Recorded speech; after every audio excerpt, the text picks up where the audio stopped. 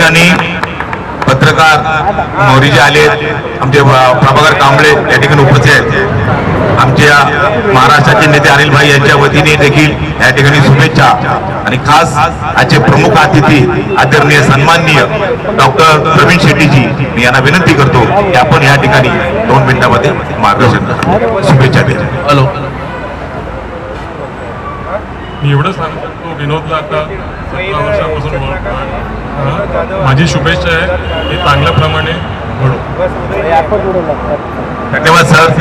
सोनवणे साहेब देखील आमचे आलेले आहेत। आपण सर्वजण या ठिकाणी उपस्थित झाला। प्रदीप आपण 2 शब्द बोला।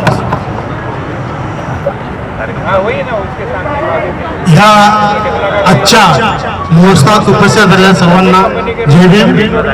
बंधूंनो, जशी इतरांना दिवाळी दसऱ्याची आवड असते आणि 10 दिवस दिवाळी दसऱ्याची तयारी करत असतात, हा भीमवर्ग भीमप्रेमी भीम महोत्सवाची वाट पाहत असतो आणि तो भीम महोत्सव साजरा करत असतात। आपले विनोद भाऊ जाधव तो उत्साह एवढा आनंदात असतो, एवढा उत्साहात असतो, ते विसरता कामा नये।